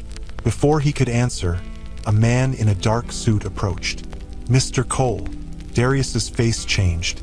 The man quickly corrected himself. Sir, the entrance is clear. Brielle frowned. Sir.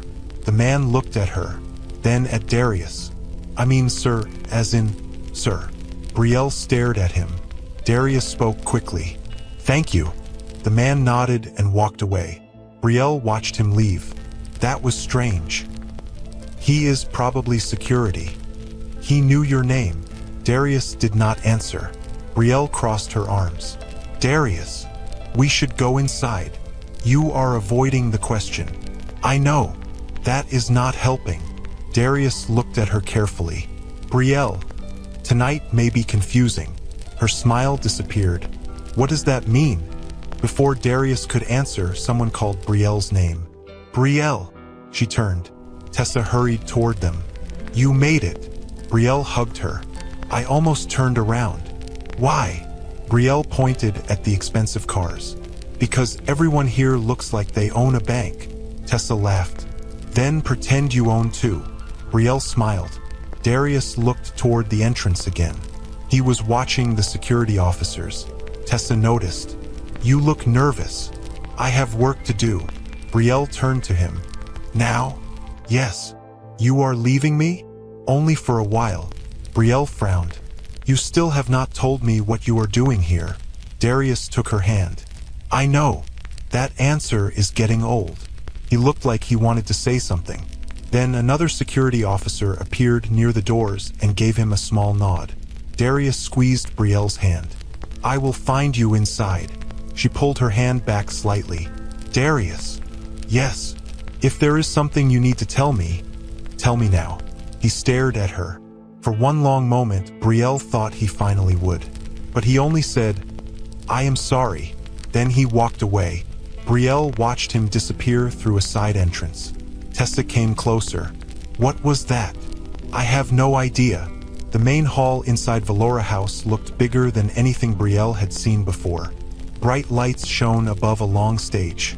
Large screens showed dresses from past fashion shows. Business leaders filled the room. Designers stood beside models. Reporters moved between tables. Brielle kept looking for Darius. She could not see him anywhere. Then a familiar voice came from behind her. Well, this is a surprise. Brielle closed her eyes. She already knew who it was. Kiera. Brielle turned. Kiera stood there in a shining gold dress. Marcus Bell was beside her in a black suit. Howard and Denise stood a few steps behind them. Brielle stared. What are all of you doing here? Howard answered. I know one of the company partners. Kiera smiled. And Marcus's family received invitations. Brielle looked at her mother. You did not tell me you were coming. Denise smiled nervously. We wanted to surprise you. Kiera looked around. Where is your husband? Brielle's face tightened. Working. Here? Yes. Kiera laughed. What does he do, carry boxes backstage? Kiera. What? I am asking. Marcus smiled. Maybe he is helping park the cars. Kiera laughed harder. Tessa stepped forward. That is enough. Kiera looked at her. And you are? Tessa Boone. Oh, the little shop owner. Tessa raised an eyebrow. At least you remember me. Brielle took Tessa's arm. Do not waste your time. Kiera looked at Brielle's dress. So this is what you wore to your big fashion night? Brielle looked down. What is wrong with it? Nothing, if you are going to dinner at a small cafe. Howard gave Kiera a warning look. Enough. Brielle looked surprised. Howard cleared his throat. We came to see your competition result. Let us keep things calm. Kiera smiled. I am calm. Then she pulled out her phone. Actually, look at this. She held the screen toward Marcus. The Camel wedding video was playing again. Marcus laughed. You still have that saved? Of course. It is a classic. Brielle's face hardened. Put it away. Kiera turned the screen toward Brielle. Why? You should be proud. That video made you famous. Tessa stepped closer. You really enjoy hurting your sister. Kiera looked at her. Stay out of family matters. Brielle moved between them. Kiera, this is my night. Just leave me alone. Kiera folded her arms. Your night? Yes. You entered one little competition and now this is your night? Brielle stared at her. I did not say I own the building. Kiera laughed. No. Your husband probably thinks he does. Marcus laughed with her. Brielle shook her head. You know what? I am done. She turned away. Then the lights in the hall suddenly became lower. Music stopped. A voice came over the speakers. "Ladies and gentlemen, please take your seats." The room began to settle. Brielle sat with Tessa. Howard, Denise, Kiera, and Marcus took seats nearby. Brielle looked around again. Still no Darius. The first part of the event began with a fashion show. Models walked across the stage. Then several young designers were called forward. Brielle's heart began beating faster. A woman announced that the final competition results would come later in the evening. Brielle whispered to Tessa, "I think I am going to be sick." "You are not." "How do you know?" "Because I will not let you ruin my shoes." Brielle almost laughed. Then the mood in the room suddenly changed. A group of senior Valora House executives entered from the side. Some looked tense. Others whispered to each other. Calvin Pierce was among them. Reed Lawson walked near the front. He looked confident. Too confident. Brielle did not know his name, but she noticed the way people watched him. Reed moved toward the stage. Then Miles Grant stepped into his path. Reed stopped. "What are you doing?" Miles spoke quietly, but Brielle was close enough to see the anger on Reed's face. "Changing the schedule." Reed leaned closer. "You do not have the power to do that." Miles looked directly at him. "I do tonight." Reed's face changed. Before he could answer, several security officers moved into place along both sides of the room. Brielle sat up straighter. "What is happening?" she whispered. Tessa shook her head. "I do not know." Miles walked onto the stage. He stood behind the microphone. The room became silent. "Ladies and gentlemen, before we continue tonight's program, there has been an important change." Reed stood near the side of the stage. His face was no longer calm. Miles continued. "Valora House has faced many questions in recent months about the absence of its founder and chief executive." Brielle frowned. The mysterious CEO. She remembered hearing workers talk about him. Miles looked across the room. Some people believed he was gone. Reed looked toward the doors. Others did too. Miles continued. "Some believed he would not return in time to stop decisions being made without his approval." Calvin looked directly at Reed. Reed's jaw tightened. Then Miles smiled slightly. "They were wrong." A murmur spread through the room. Reporters lifted their cameras. Howard leaned forward. Kiera whispered, "The CEO is here?" Marcus nodded. "This could be huge." Miles raised one hand. "Please welcome the founder, majority owner, and chief executive officer of Valora House." The main doors opened. The room went completely silent. A man walked in. Brielle's heart stopped. She stared. No, could not be. The man kept walking. Security officers stepped aside for him. Executives stood. One by one, people all over the hall rose from their chairs. Howard stood too. Marcus's mouth fell open. Kiera did not move. Denise covered her mouth with one hand. Tessa grabbed Brielle's arm. "Brielle." Brielle could not answer. Darius walked toward the stage. Her husband, the man who had arrived at their wedding on a borrowed camel. The man who lived with her in a tiny apartment. The man who cooked simple meals in a small kitchen. The man her family had called poor. Miles stepped away from the microphone. "Mr. Darius Cole." The room exploded with camera flashes. Brielle's ears started ringing. Kiera slowly stood. "No." Marcus looked at her. "What?" Kiera pointed at Darius. "That is him." Howard turned. "Who?" "The camel groom." Howard stared at Darius again. His face went pale. "That cannot be." Denise whispered, "Oh my God!" Brielle still had not moved. Darius reached the stage. The senior executives greeted him with nods. Calvin shook his hand. Several workers stood straighter as he passed. Reed remained frozen. Darius looked at him. For the first time all evening, Reed seemed afraid. Then Darius looked toward the audience. His eyes found Brielle immediately. She stared back. Everything started making sense at once. The workers saying Mr. Cole. The strange phone calls. The knowledge of fabrics. The way he spoke about production. The security officer outside. The black SUV at the wedding. Brielle slowly stood. Darius saw the look on her face. His own face changed. She was not smiling. Kiera grabbed Howard's arm. "Dad, he owns Valora House." Howard could barely speak. "I heard. Billionaire Darius Cole?" Marcus looked like he wanted the floor to open beneath him. Denise started crying. "Oh, Brielle." But Brielle did not look at any of them. She looked only at her husband. Darius stepped toward the microphone. Before he spoke, the hall remained completely silent. Brielle felt Tessa beside her. "Are you okay?" Brielle swallowed. "No." She could hear the laughter from the wedding in her head again. She could see Darius on the camel. She remembered standing in the small apartment and asking what he did. She remembered him avoiding every question. Darius finally spoke. "Good evening." His voice filled the room. Calm, strong. Nothing like the uncertain man Howard had mocked at the wedding.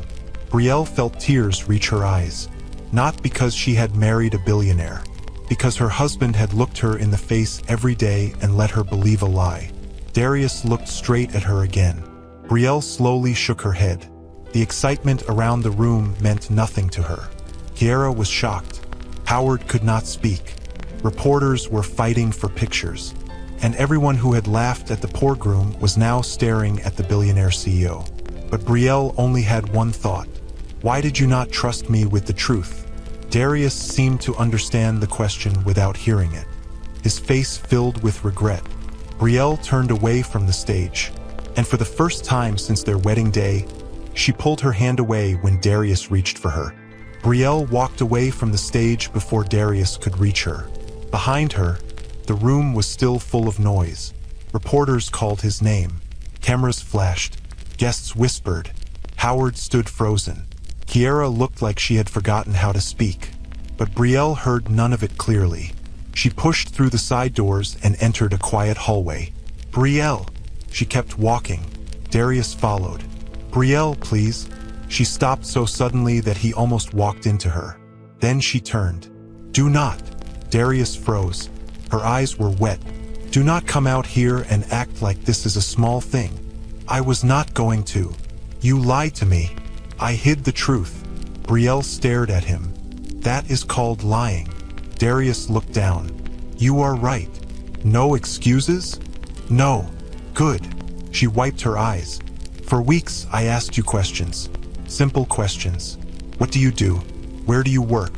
Why do people at Valora House know your name? I remember. And every time you gave me half an answer. I know. You sat in that little apartment and watched me believe you were just another worker." Darius's voice became soft. "That apartment is real." Brielle laughed bitterly. "Is that supposed to make me feel better?" "No, because it does not." Darius stepped closer, but Brielle moved back. He stopped at once. She pointed toward the hall. "Those people stood up when you walked into that room." "Yes." "Security moved for you." "Yes." "You own this company." "Yes." "You are a billionaire." Darius hesitated. "Yes." Brielle shook her head slowly. "And I had to find out in front of hundreds of strangers. That was not how I wanted you to know." "Then how did you want me to know?" Darius opened his mouth. Nothing came out. Brielle gave a sad smile. "That is what I thought." Before he could answer, the doors behind them opened. Miles appeared. "Sir." Darius turned. "Not now." Miles looked uncomfortable.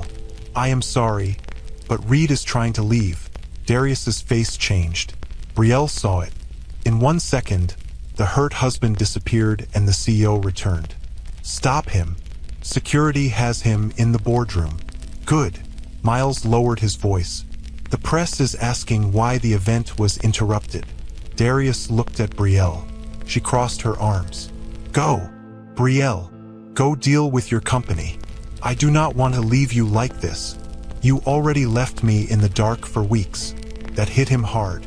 Darius looked at her for a long moment. Then he nodded. "I will come back."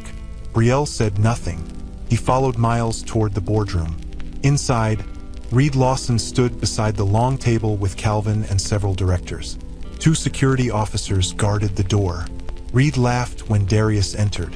"So the king finally returns." Darius walked to the head of the table. You were preparing to announce a production deal without my approval. Reed shrugged. The company needed leadership. It had leadership. Where? Reed looked around the room. Not here. Darius stared at him. That did not give you permission to move factories and cut jobs. Reed leaned forward. The new deal saves money. At what cost? Business has costs. Hundreds of workers were going to lose their jobs. Reed smiled. You have become soft. Calvin spoke. No. You became greedy. Reed turned. Stay out of this. Darius placed both hands on the table. No. He stays. Reed looked at him again. You cannot stop the deal now. Darius's voice stayed calm. I already did. Reed's smile disappeared. What? Miles froze every document that requires my approval. Reed's face changed. You cannot do that. Darius almost laughed. I own the company. The room became silent. Reed pointed at him. You disappeared for months. I stepped away. You abandoned your position. I never gave you my position. Reed's voice rose. You think you can walk back in here and control everything? Yes. Reed stared at him. Darius continued. You used my absence to pressure directors. You tried to move production. You planned to announce a deal before it was legal. You put workers at risk because you wanted more control. Reed looked toward the other directors. Are you all going to let him talk to me like this? Nobody answered. Darius straightened. You are removed from all company duties effective now. Reed's face went pale. You cannot be serious. I am. This company needs me. No. Darius pointed toward the door. This company needs people who remember that workers are not numbers on a page. Reed laughed. You think they care about you? I do not need them to care about me. Then what do you need? I need them to know they will not lose their jobs because one man wants more power. Calvin nodded slowly. Several directors did the same. Reed looked around the room and finally understood. He had lost. Security stepped closer. Reed pointed at Darius one last time. You will regret this. Darius did not move. Take him out. The officers escorted Reed away. Miles released a long breath. The deal is dead. Darius nodded. And the workers? Safe for now. Good. Miles looked at him carefully. You should go back to Betrayal. Darius's face changed again. Yes, but when he returned to the hallway, Betrayal was gone. Tessa was waiting near the doors. She left. Darius stopped. Where? She would not tell me. Was she alone? Yes. Darius reached for his phone. Tessa stepped in front of him. Do not send a driver. Darius looked at her. I was going to make sure she is safe. She said she wanted space. I can give her space and still make sure she is safe. Tessa studied him. You still do not understand. Darius said nothing. She does not care that you are rich. I know. No, I do not think you do. Darius frowned. Tessa continued. She is hurt because she trusted you when everyone else laughed. She stood beside you when she thought you had nothing. And you still did not trust her enough to tell her the truth. Darius lowered his eyes. I was afraid. Then tell her that. I will. And do not take flowers that cost more than my shop. Darius looked at her. Tessa raised an eyebrow. I am serious. Despite everything, he almost smiled. I understand. Later that night, Darius found Betrayal at the small apartment. She was sitting on the couch with her wedding ring still on her finger. That gave him a little hope. He closed the door quietly. I thought you might go to your parents. I thought about it. Darius stayed near the door. Can I sit? Betrayal looked at him. It is your apartment. No. I am asking if I can sit near you. She looked away. Fine. Darius sat in the chair across from her. For a while, neither spoke. Then Betrayal asked, Why? Darius knew exactly what she meant. He leaned forward. Years ago, before Valora House became this big, people treated me normally. Betrayal listened. Then the company grew. My name started appearing in business magazines. People learned how much I was worth. He rubbed his hands together. and everything changed. How? People became friendly before they knew me. Women wanted dates because of what they thought I could give them. Men wanted friendship because they wanted contracts. Brielle's voice stayed cold. So you decided everyone was fake? No. It sounds like it. Darius shook his head. I became careful. You became dishonest. Yes. The answer surprised her. Darius continued. I kept that apartment because it reminded me of my life before the money. Sometimes I stayed there because nobody watched me there. And when you met me, I did not tell you who I was. Why? At first, because I wanted one normal conversation. Brielle stared at him. And after that, I was afraid the moment I told you, everything would change. So you tested me. Darius went still. Brielle's voice broke. That is what this was it not? No. You let me think you were poor. You watched how I treated you. I never planned some test. But you still watched. Darius lowered his head. Yes. Brielle stood. That hurts more than the money. I know. No, Darius, I do not think you do. She paced across the small room. I fought my father for you. I fought Kiera. I let people laugh at me. I followed you here. I trusted you. I know. And every time I defended you, you knew something I did not. Darius stood too. I was wrong. Brielle stopped. He did not move closer. I was afraid of losing the one person who treated me like a normal man. She looked at him. So you kept lying to keep me? Yes. That is not love. Darius looked hurt, but he did not argue.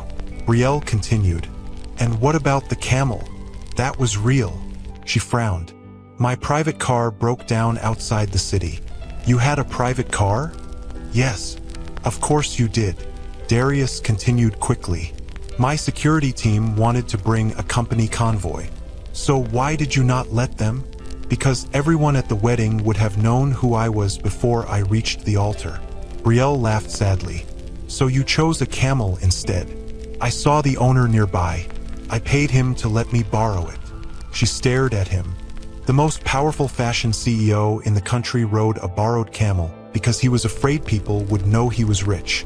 When you say it like that, it sounds terrible. It was terrible. Yes. Brielle sat again.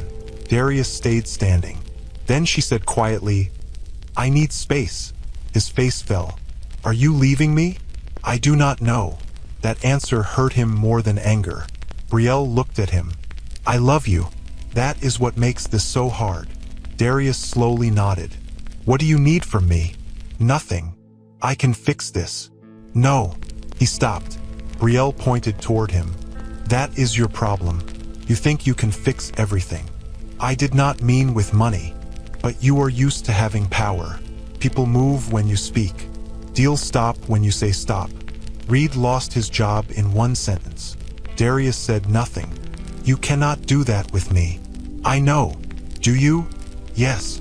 Brielle stood and picked up a small bag she had already packed. Darius's face changed. Where are you going? To stay with Tessa for a few days. I can get you somewhere more comfortable. Brielle stared at him. Darius closed his eyes. Wrong answer. Yes. She almost smiled, but the hurt was still too fresh. He moved away from the door. I will not stop you. Brielle picked up the bag. Darius spoke softly. Can I call you? Not tonight. Tomorrow. I said I need space. He nodded. All right. She walked toward the door, then stopped. Darius waited. Brielle looked back. Do not send gifts. I will not. No car. I will not. No assistant. I understand. No secret person following me. Darius almost smiled sadly. Understood. Brielle opened the door. Good. Then she left. Darius stood alone in the same small apartment where he had hidden from the world. For years, money had helped him solve almost every problem placed in front of him. But now the woman he loved had walked away, and for the first time in a long time, Darius understood that there was nothing he could buy, order, or control that would bring her trust back. He would have to earn it. Darius did not call Brielle that night. He did not send flowers. He did not send a car. He did not ask Miles to check where she was every hour. For once, he did exactly what Brielle had asked. He gave her space. That did not make it easy. The next morning, Brielle woke on the small couch inside Tessa's apartment and stared at the ceiling for a long time. Tessa came from the kitchen carrying 2 cups of tea. "You look terrible." Brielle turned her head. "Thank you. I am trying to be supportive. You are doing a bad job." Tessa handed her the cup and sat down. "Did he call?" "No." "Message?" "No." "Send a private helicopter?" Brielle gave her a tired look. "No." Tessa smiled. "Then maybe he listened." Brielle sat up slowly. "That is the problem." "What?" "I thought I would be angry if he called. Now I am angry that he did not." Tessa laughed. Brielle stared at her. "This is not funny." "It is a little funny." Brielle pulled a pillow over her face. "I hate this." Tessa gently pulled the pillow away. "You do not hate him." "No. That would be easier." "Yes." Brielle looked down at her wedding ring. "I keep thinking about everything. The lies. The lies. The wedding.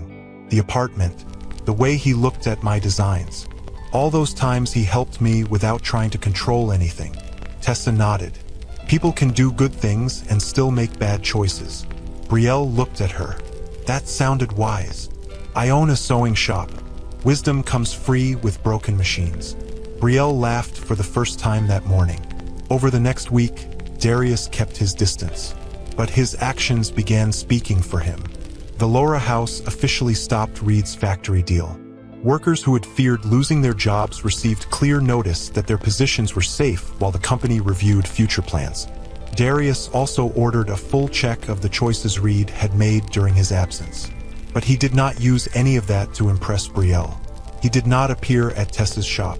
He did not ask reporters to tell a story about how good he was. He simply went back to work. Brielle noticed.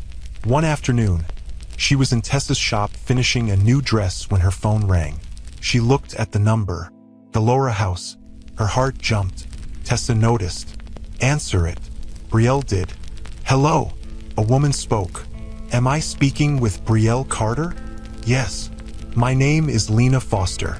I am calling from the Valora House Young Designers Program." Brielle stood straighter. "Yes.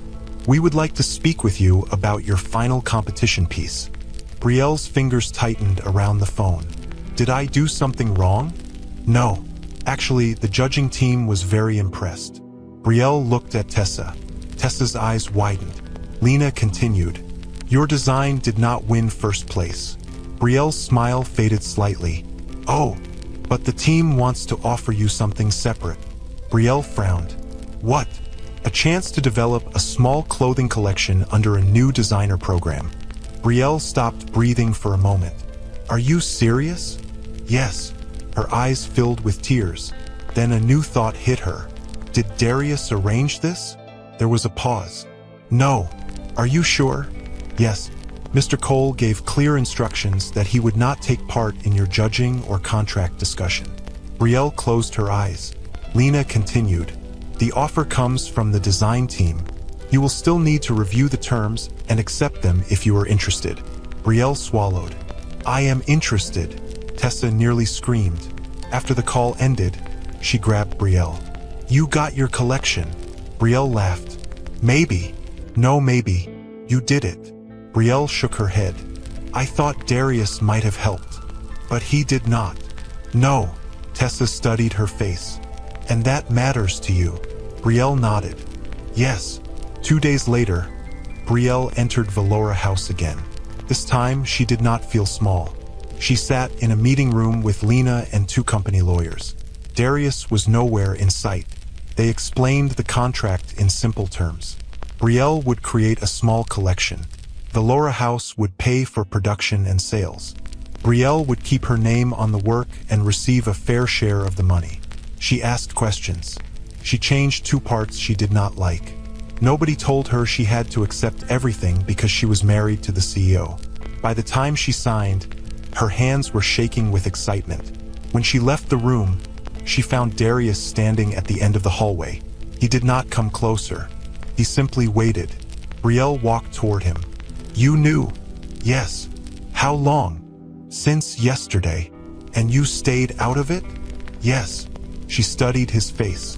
That must have been difficult. Darius almost smiled. You have no idea. Brielle looked down. I am still angry. I know. I still do not trust you the way I did before. I know. But I noticed something. Darius waited. You did not try to buy your way back. No. You did not call Tessa. No. You did not change the competition. No. Brielle looked at him. Why? Because you told me what you needed. And you listened? I am learning. For a few seconds, neither spoke. Then Brielle asked, Would you like to have coffee with me? Darius looked surprised. Coffee? Yes.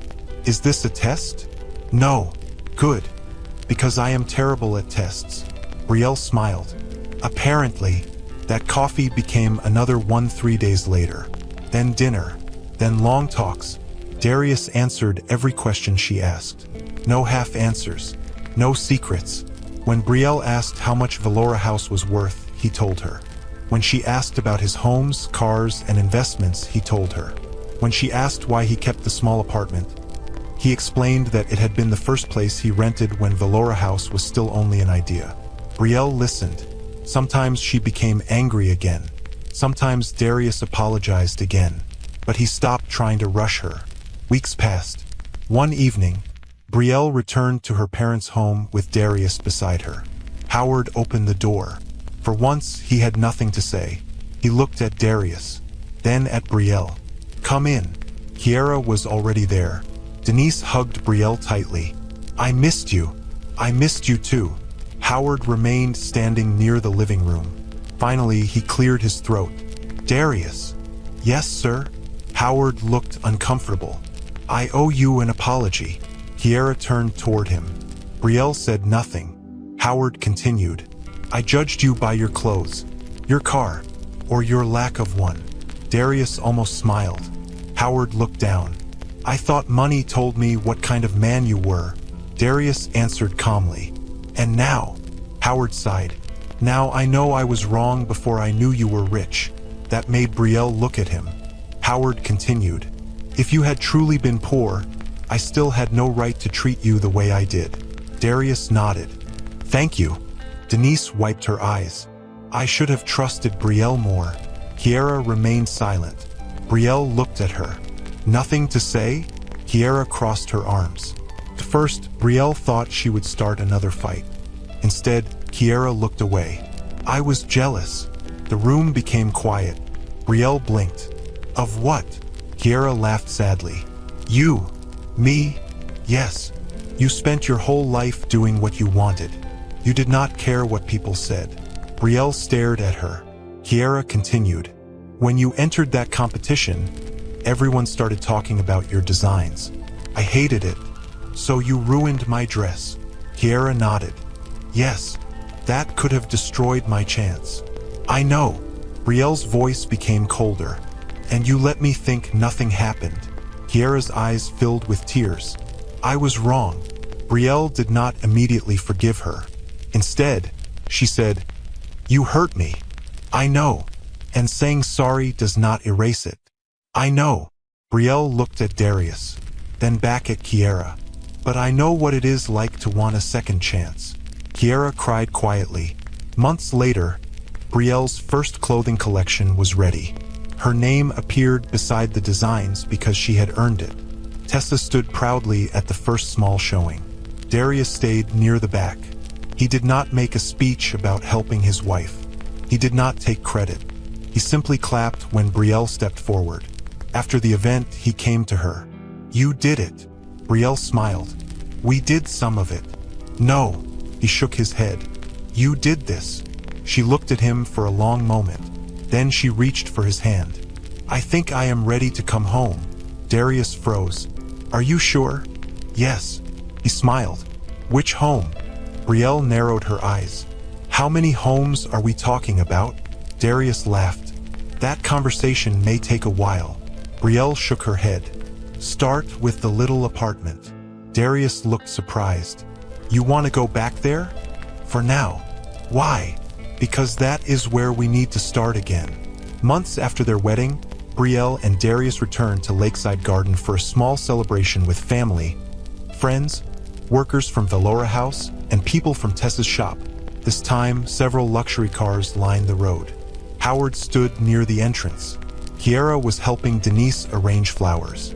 Tessa was already eating before the event started. Then a strange sound came from the road. Clop, clop, clop. Everyone turned. Brielle covered her mouth. Darius appeared at the gate riding the same camel from their wedding day. The garden exploded with laughter. But this time, the laughter was warm. Brielle walked toward him. "You cannot be serious." Darius climbed down. "I thought you liked this one. You are a billionaire." "Yes. You own more cars than anyone needs." "Probably. And you came on a camel again?" Darius smiled. "It got me here." Brielle burst out laughing. Howard shook his head. "I cannot believe this man." Kiara called out. "At least he is on time." Everyone laughed harder. Darius held out his hand to Brielle. "Want a ride?" She stared at the camel, then at him. "You are going to ruin my dress. I know a good designer." Brielle laughed and took his hand. Darius helped her onto the camel. Then he climbed up behind her. People raised their phones, but Brielle did not care. The first time, they had recorded her because they thought she had married a man with nothing. Now those same people knew the truth. But Brielle understood something they had missed from the beginning. The important part was never that Darius secretly had billions. The important part was how everyone had treated him when they believed he had nothing. Brielle turned toward him. "Ready?" Darius smiled. "Always." The camel started forward while their family and friends cheered behind them. And this time, nobody laughed because they thought Darius was poor. They laughed because the strangest part of their story had become one of their happiest memories.